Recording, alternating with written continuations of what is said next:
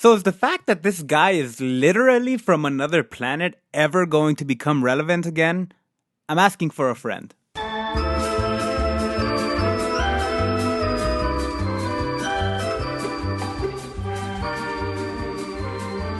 So the two girls he saved in the alleyway are named Maria and just not Aqua.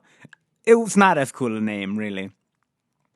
But the episode starts out with the three of them at some kind of fantasy world equivalent at a cafe, and he's buying their drinks, and they're like, "Whoa, he's cool." And the two girls just sort of look at him and think to themselves, "You know, he's made out of MC material, so we should have him in our lives."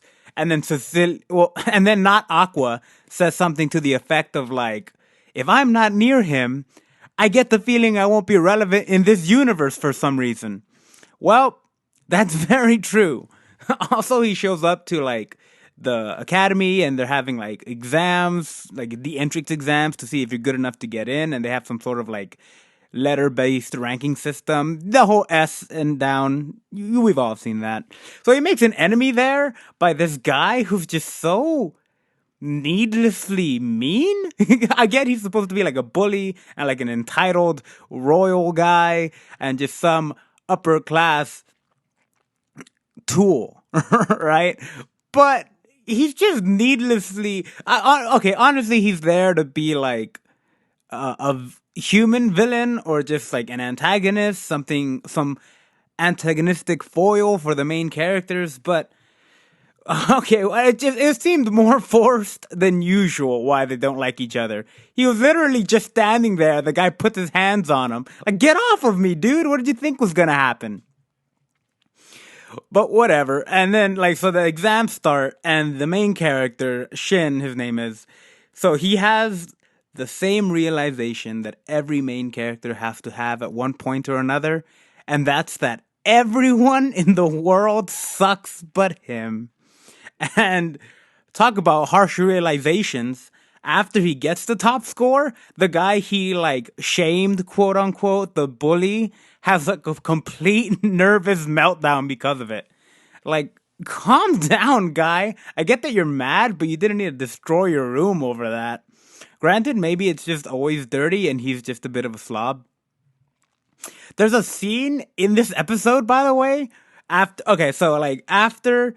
he gets accepted into the academy, they are given uniforms, and he decides, this uniform's alright, but I'm gonna enchant it. And there's a scene where you literally see him creating plot armor, and so basically after that, he's wearing god tier clothes. Oh, and I guess the two main girls are nobility also, because reasons. It doesn't really matter as long as there's an excuse for the people that actually have character designs to sit next to each other.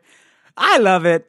And that's where they find out, like during the entrance ceremony, they find out that he's Merlin's kid. And as if you guys didn't know that, he's the main character. You got that vibe when you first met him. Cecilia, not Aqua, was like, oh yeah, he's definitely main character, boyfriend material. We get introduced to their homeroom teacher, which in anime speak really just means it's the only teacher we're ever going to see, and his name is Marcus Alfred, or Alfred Marcus. Okay. Turns out not Aqua also has a stalker, and they figured that Shin was the best person to come to with this because main character, not because he's a teacher or a royal guard or some established authority figure. No, he's just this guy they met one time who saved them in an alley and figured, hey, we'll bother this guy forever now. We don't know him at all. Besides the fact that, you know, he's Merlin's kid. Turns out it's the dirty room mage, by the way, that's stalking her, that's like threatening her, and Shin totally just slaps him into his place. Obviously, it's implied that he slaps him in his hand, but in my headcanon, it was a face slap. He knew what was up. Also, Shin has this line, which is totally just to the effect of, don't be lured to that predator's home, so come over to my totally safe home instead, where you'll be safe, guys. I promise, it's not that weird. Oh, and I guess his grandma has, like, I smell waifu moment because he totally just gets on Not Aqua, our girl Blue's like case about wanting plot armor for her own because Shin offers to make her some, and then she's like, "Do you deserve plot armor?" And let me just save you guys some time. Have you seen the unique color of her hair? Have you seen that it's recognizable because no one else has it? Yes, she's worthy of plot armor. They also go on about how the main C's powers are too much for the world and he shouldn't tell people about them, which really feels like mixed messages at this point. What with them sending him to school and all, like, make up your minds, guy. Either you want the world to know that he's this powerful or not. What did you think he was gonna do? Do you think he was just gonna flunk all of his classes on purpose? Did you think he was just gonna sit in class bored and not challenged his entire life? Also, if you knew he was better than everyone in that academy already, why would you send them there? You'd think Merlin and female Merlin, I know she has a name. I know it's not female Merlin. I don't remember. I'm sorry. I'm terrible at this job.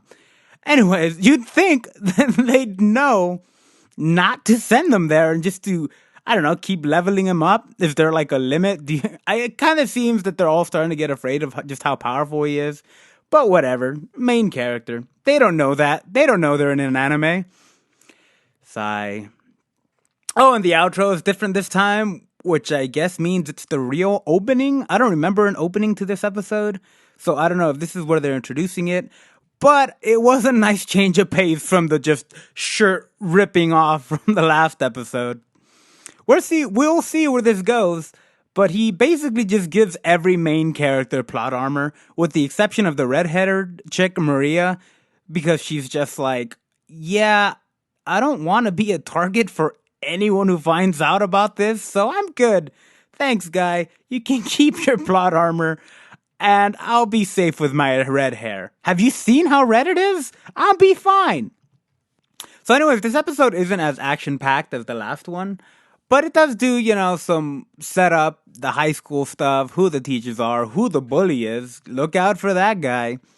And I guess they're just kind of unstoppable now, and I don't know how that's not a cheat for the entire semester, but whatever. They have plot armor.